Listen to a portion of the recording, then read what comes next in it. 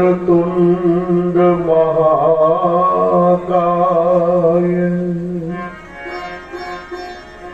सूर्यकोटि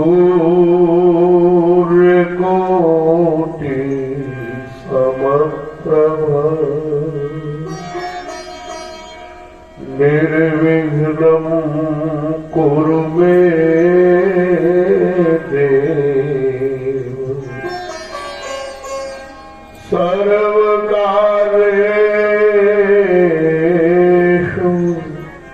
सर्वदा।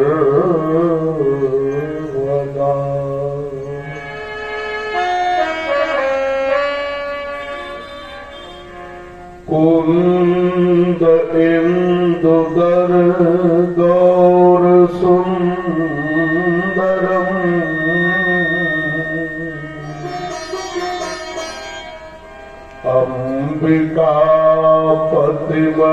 अंबिकापतिमभीष्ट सिद्धिदम्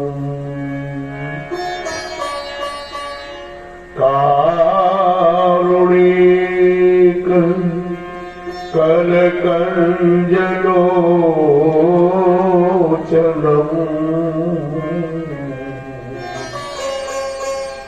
नौमि शंकर मदंगमोचनम्।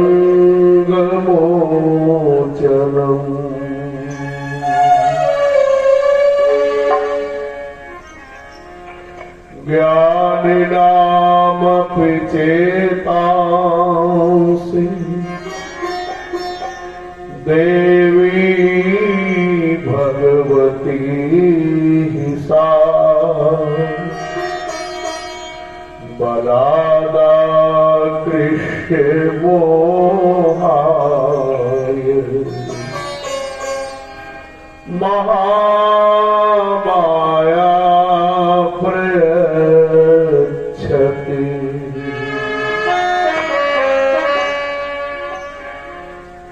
प्रथमं शैलपुत्री च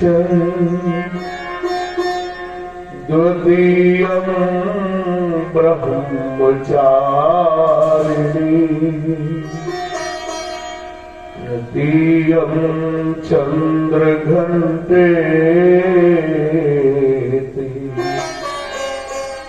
कूष्माण्डेति चतुर्थकम्।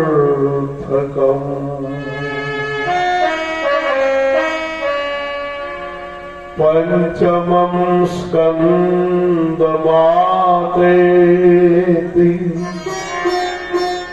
षष्ठं कात्यायनीति च सप्तमं कालरात्रीति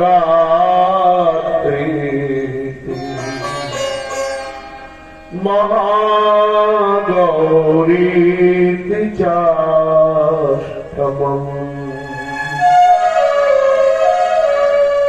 नवमं सिद्धिदात्री च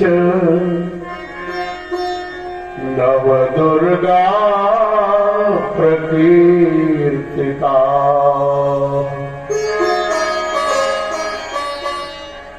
कृष्णाय वासुदेवाय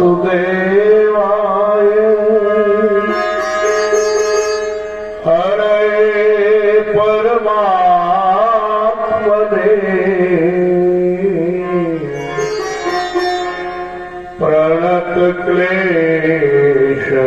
प्रणतक्लेशनाशाय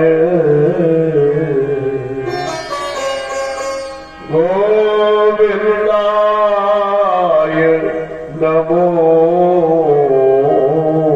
नमः।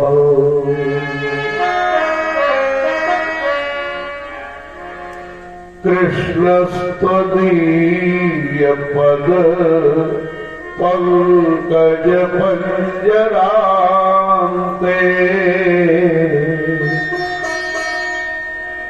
अद्यैव मे विशतु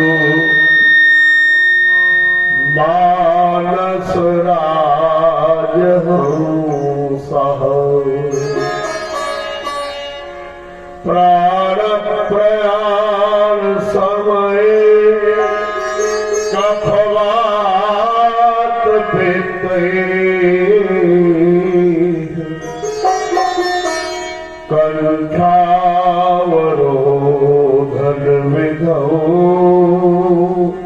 स्मरणं कुतस्ते रोगा हरन्ति सततम् प्रबलाः शरीरम्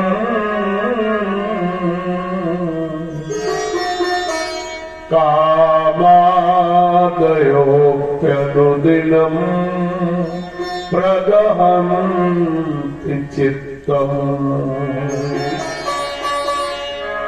मृत्युश्च नृत्यति सदा करयन्ति नानि तस्मात् त्वमद्य शरणम् मम दीनबन्धो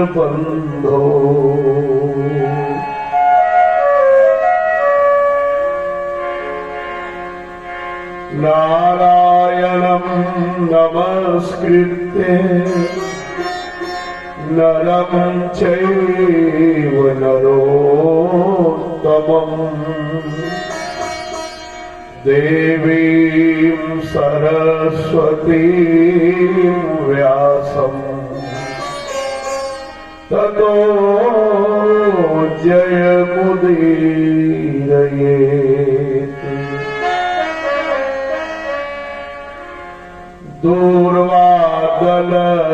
दूर्वादलद्युतितनुं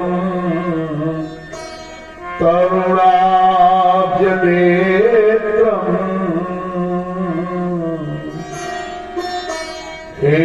हेमाम्बरं वरविभूषणभूषिताङ्गम्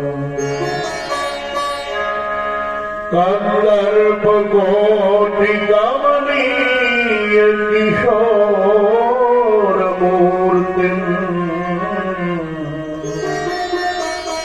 पूर्तिं मनोरथभुवाम्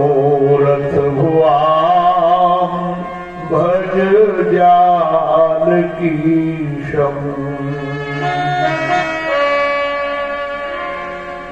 दक्षिणे लक्ष्मणो यस्य वामे च जनकात्मजा पुरतो मारुतिर्यस्य तं वन्दे रघुनन्दनम्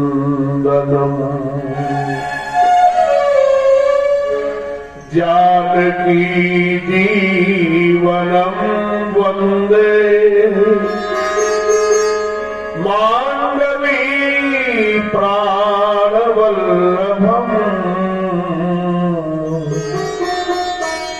उर्मिला रमणं वन्दे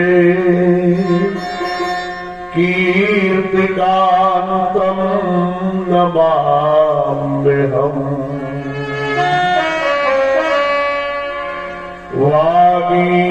वागीशायस्य वदने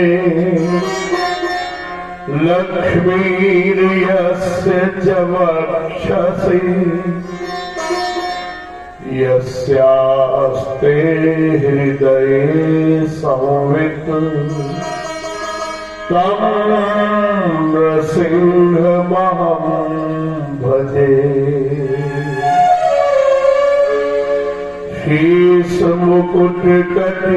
शीर्षमुकुटकटिकाच्छनी करमुरली उर्माल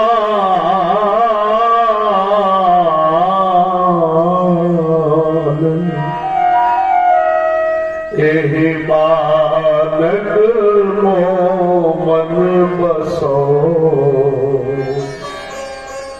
सदा बिहारी लाल।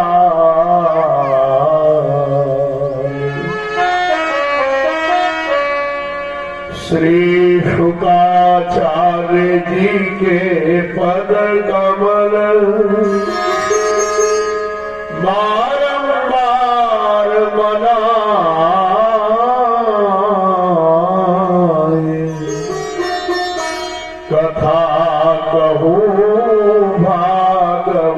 की गुरुवर हो सहाय। बोले गुरुदेव भगवान की सियावर रामचंद्र की श्री राधा कृष्ण महाराज की श्री गौरी शंकर भगवान की श्री व्यासदेव भगवान की श्री शुकाचार्य जी महाराज की सभी देवी देवताओं की अखिल कोटि ब्रह्मांड नायक परात्पर ब्रह्म जगत नियंता जगदाधार करुणा वरुणालय भगवान श्री गौरी शंकर जी महाराज, भगवान श्री सीताराम जी महाराज, भगवान श्री राधा कृष्ण जी महाराज,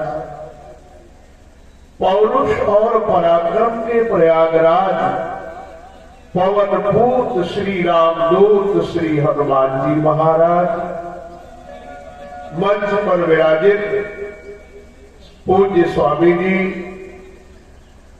वैदिक मंत्रों से पूजन एवं श्रीमद् भागवत जी का मूल पाठ जिनके द्वारा हो रहा है, ऐसे हमारे प्रिय आचार्य वैभव मिश्र जी, साथ में हमारे संगत कर रहे भैया उमेश जी अग्निहोत्री जी एवं आनंद शुक्ल जी, मुख्य आयोजन करता समस्त शुक्ल परिवार आदरणीय श्री उमाकांत जी शुक्ल जी, ओम प्रकाश जी शुक्ल जी, कन्हैया शुक्ल जी, चंद्रकांत शुक्ल जी एवं सर्वेश शुक्ल जी और हमारे शुक्ला जी की आदरणीय बहन जी, अन्य सभी शुक्ल परिवार के सदस्य, सभी संबंधी जन, उपस्थित श्रोताओं, देवियों, बाल गोपालों, आओ हम सभी लोग मिलकर भगवान से विनती करें। तदुपरांत श्रीमद् भागवत की भागीरथी में आप लोगों को मज्जन कराने का हम प्रयास करें। प्रेम और श्रद्धा से सभी लोग फिर गाएंगे।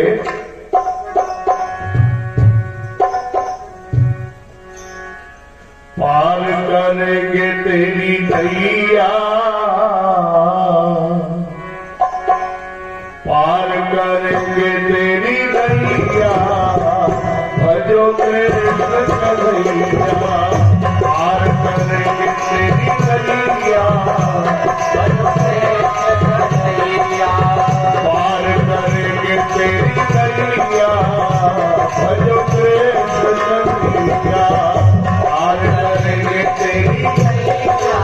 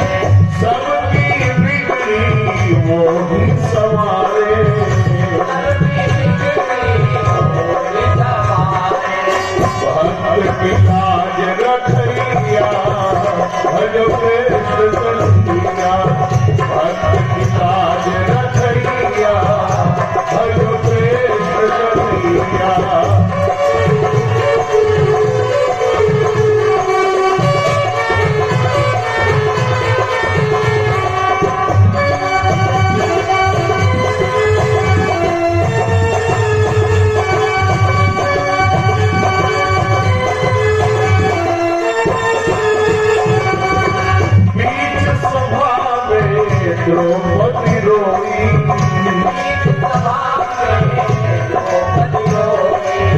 द्रौपदी रोई, कृष्णा रोई,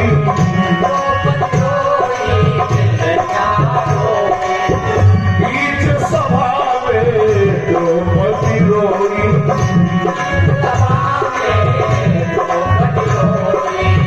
अबला को दे शरण न कोई,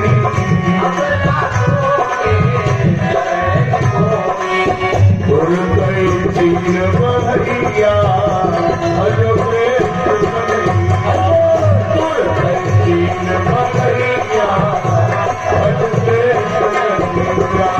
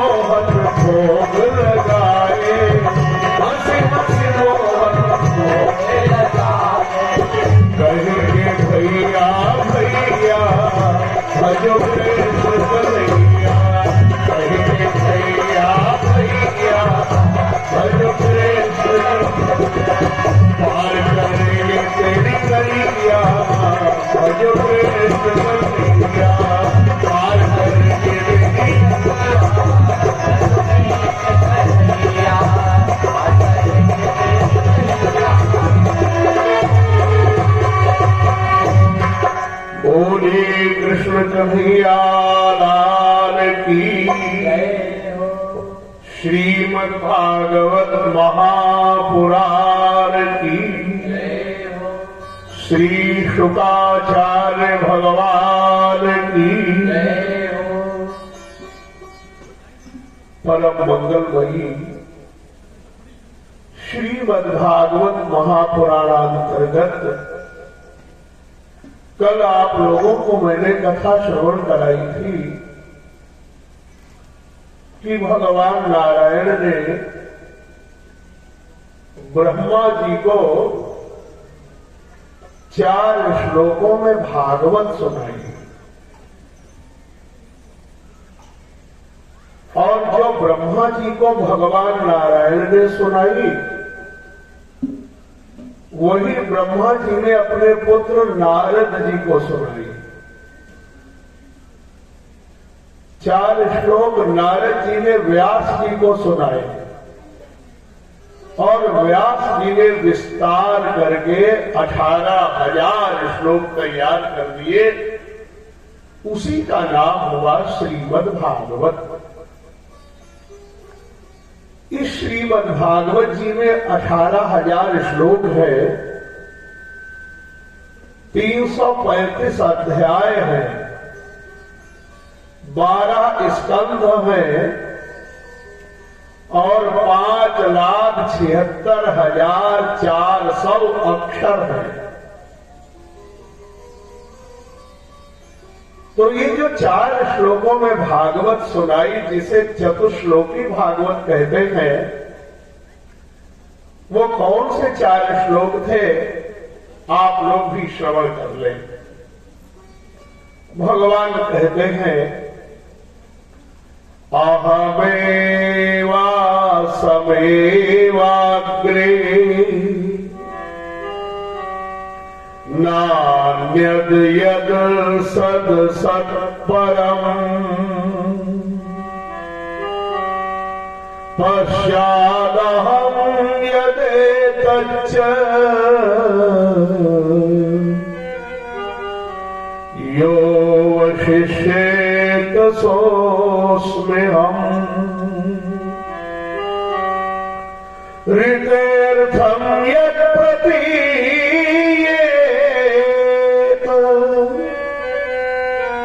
न प्रतीयेत चात्मनि तद विद्यादात्मनो मायाम् यथा भासो यथा तमः यथा महाविभूतानि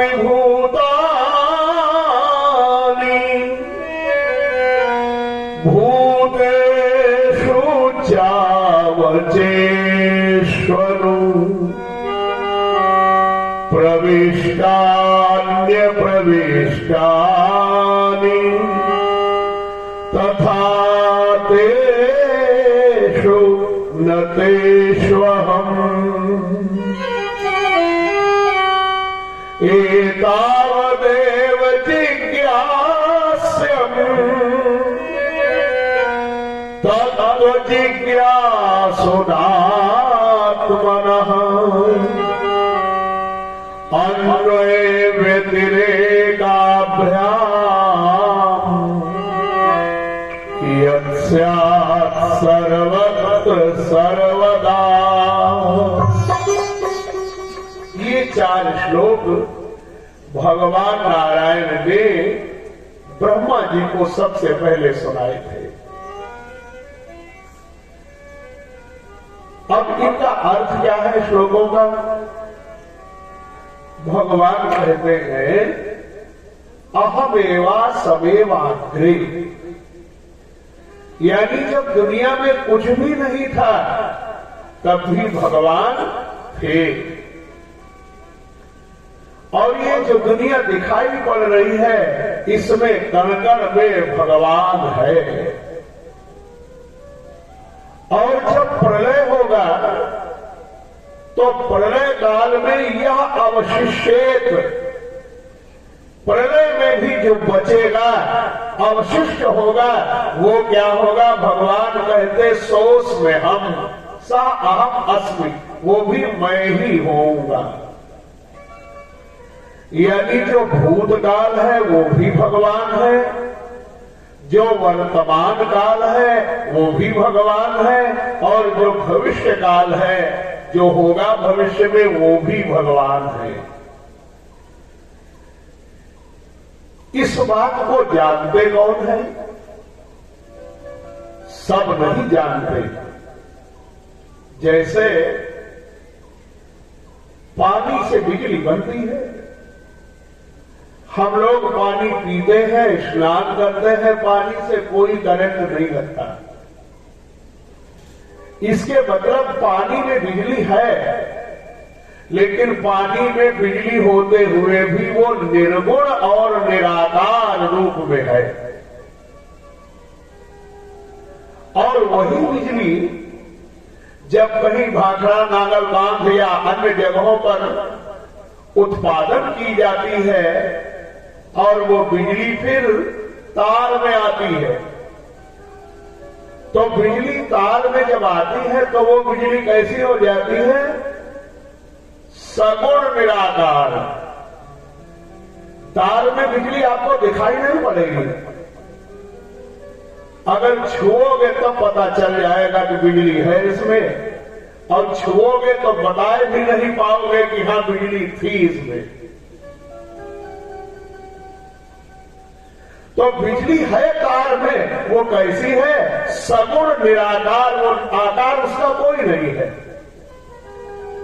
अब उसके बाद उसी बिजली से कनेक्शन लेकर के हम बल्ब जलाएंगे, पंखा चलाएंगे, कूलर एसी सब चलाएंगे, तब बिजली किस रूप में आ जाएगी? अब बिजली सगुण भी है और साकार भी है। तो वैसे ही परमात्मा 3 रूपों में है। उस परमात्मा को 3 नामों से भी कहा गया है, ब्रह्म, परमात्मा और भगवान। ब्रह्मेति परमात्मेति भगवान इति शब्दते। जैसे जल का कोई आकार नहीं है, लेकिन अगर जल को कटोरी में भर करके और फ्रीजर में लगा दिया जाए कटोरी को, फिर घंटे 2 घंटे बाद निकालोगे तो जो जल निराकार था वो आकार ले लेगा कटोरी का कि नहीं ले लेगा? तो जल था तो निराकार, लेकिन प्रयास के द्वारा साकार रूप में परिणत कर दिया गया।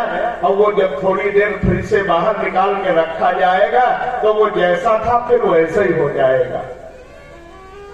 वैसे ही परमात्मा इस संसार में आता है तो वो है तो निर्गुण निराकार परब्रह्म, लेकिन वो राम सो परमात्मा भवानी, वही परमात्मा होता है। मनु महाराज ने तपस्या की तो भगवान कौन प्रगटे?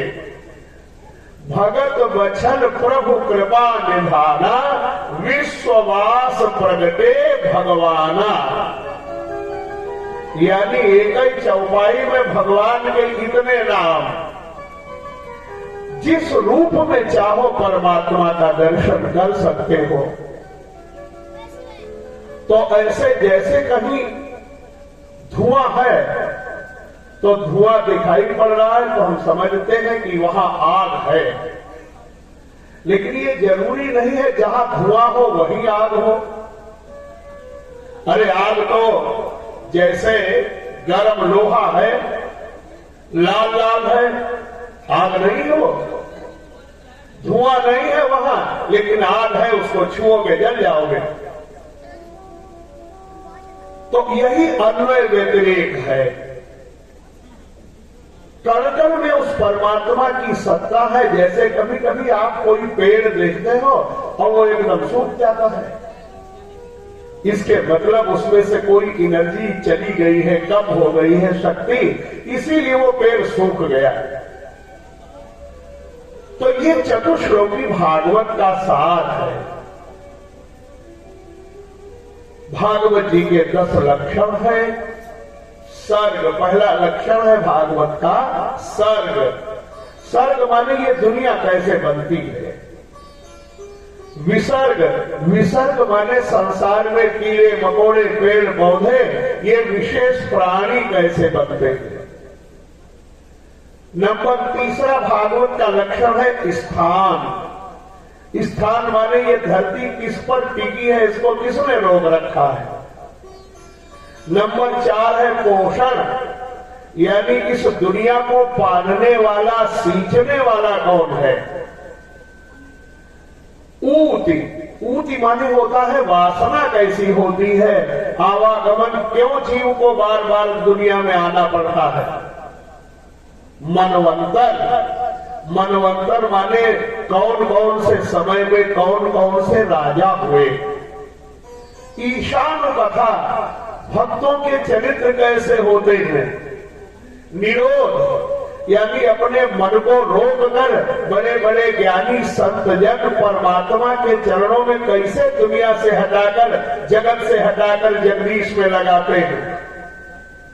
मुक्ति, कैसे भगवान मुक्त करते हैं हिरण्याक्ष, हिरण्यकशिपु, रावण, कुंभकर्ण आदि को। और 10वां लक्षण भागवत का है आश्रय। अपने भक्तों की रक्षा, प्रहलाद आदि की, द्रौपदी आदि की, आश्रित जनों की रक्षा कैसे करते हैं, ये भागवत का 10वां लक्षण है। इसी के साथ द्वितीय स्कंध संपन्न होता है। यहां तक मैंने कथा कल कही थी। अब तृतीय स्कंध प्रारंभ होता है। महाराज धृतराष्ट्र के भाई थे विदुर जी। तो ये विदुर जी दासी पुत्र कहलाते थे और वो विदुर जी मांडव्य ऋषि के शाप के कारण दासी पुत्र विदुर के रूप में जन्मे थे। धृतराष्ट्र जी ने एक दिन विदुर जी को बुलाया और कहा मुझे चैन नहीं पड़ रही है, मन में बड़ी बेचैनी है, बड़ी उद्विग्नता है, अशांति है। इसलिए विदुर जी कुछ बताओ तुम। तो विदुर जी कहने लगे, महाराज आपकी अशांति का कारण, उद्विग्नता का कारण कहीं और नहीं, वो आपके घर में ही है। और वो कोई और नहीं, वो आपका पुत्र दुर्योधन है। ये साक्षात कल है।